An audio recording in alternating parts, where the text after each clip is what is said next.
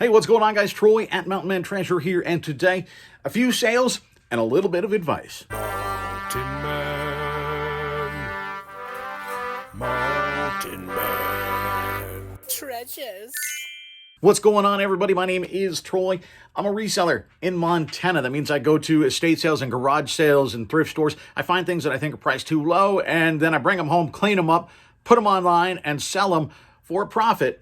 And that's how I make my living. Now, that's how I put gas in the tank and food on the table. And today, not a whole lot of sales, at least not a lot in this video. We actually have a few more that came in after this. We've got 8 or 9, I think, a little bit of a slower day. We did, like I said, have some come in after that, but I decided to cut it off a little bit early because we've got a friend of mine sharing some really good advice, and I wanted to leave room for that. So first, let's take a look at what I sold. So might as well start off with Moon Knight. We've been selling a lot of that lately. This one, 1981, number 10. Not quite as crisp as the others that we've been selling. Certainly some wear to this one, but still a nice comic and an older comic. And then this one, not super valuable. This one from 1985, Moon Knight number 3. One buyer came in and got both of them, $15.98 plus shipping. We've got some games and DVDs today. PlayStation 2 Rumble Roses. This an offer that I sent out. It was like $23 and change, something like that. And I sent out just to move some stuff through what I thought was a pretty good offer, and they must have agreed $21 plus shipping for this one. Another PlayStation 2 Greatest Hits. This one is a black label. If you're newer to video games, that's the original. Like, this is when the game first came out. This is the first printing, as it were, is the black label on there, right? And this one is the Greatest Hits. It's red. This is one where the black label was a hit. People liked it, and so they reissued it. So generally, for the people that are collecting the games, they want the black label stuff. Very often, it's worth a little bit more. So just a random video game pointer for you.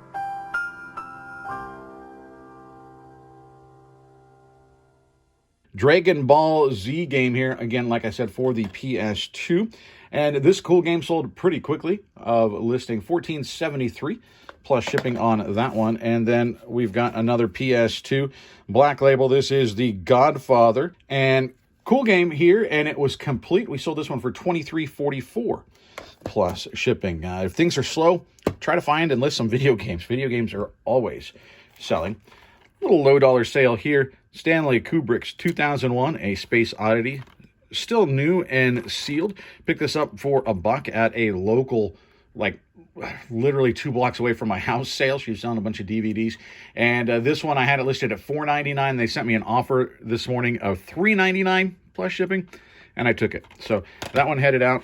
Another one, this one I picked up at Goodwill for, I think it's $1.99 is what it is. Certainly more than I would want to pay for it, but the sell-through rate on this was very good, and so that's why I picked it up. I knew I wouldn't make a ton off of it, but, you know, it would be a sale, and it was a sure thing. So Bones, the final chapter, this the last season, 12th season, and it sold for $9.98 plus shipping, so really, like I said, very small margin, but a cool sale. And then 2010, this is pretty cool, and this went out to a viewer, actually. John picked this up. $9.48. I had a watcher, so I sent out an offer, and it turned out it was John.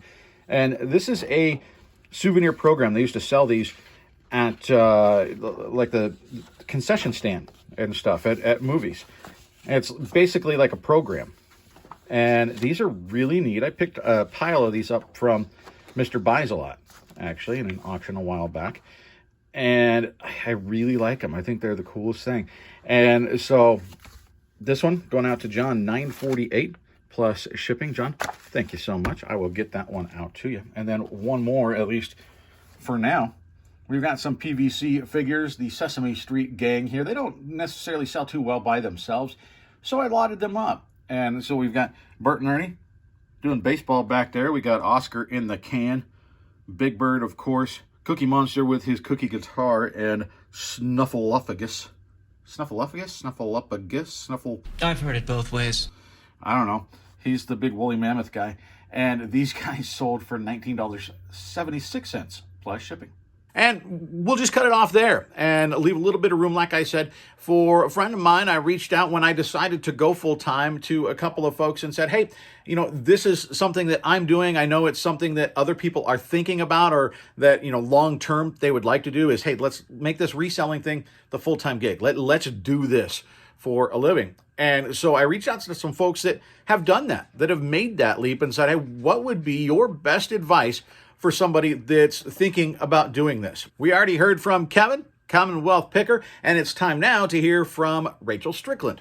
I am so excited for anyone who has decided to go full-time as a reseller. Like, that is life-changing. I have two little bits of advice, so I'll keep them really short. My first piece of advice is going to be, it's not about how much money you make. It is 1000% about how much money you spend. So curb the spending as much as possible, and that is where you're going to find true financial freedom. Because if I'm not a slave to so many bills, then it enables me to, maybe I could have a slower week and not absolutely pull my hair out. So definitely be conscious of how much you're spending. It's not the income, it's the outgoing. That is super, super important when you're working any job that is not paying you weekly. My second piece of advice is going to be forever the most important thing: treat your business like your business. The day that you decide to treat reselling as a hobby, it's going to treat you back as a hobby. If you call it your side hustle, it will be your side hustle. It is your main gig. You are the boss. Like, sign up every day to show up, get dressed as if you're going to someone else's place of employment. Don't treat your own business any less than you would treat someone else's if you were their employee. You are no longer clocking into anyone's dream. This is your dream. Congratulations on such a huge milestone, huge step in being your own boss. And you literally get to clock into your own dream every day. I'm super excited. And I just, again, would encourage you, biggest piece of advice, treat your business like your business. I'm right there with Rachel, though, getting dressed like you're going to something.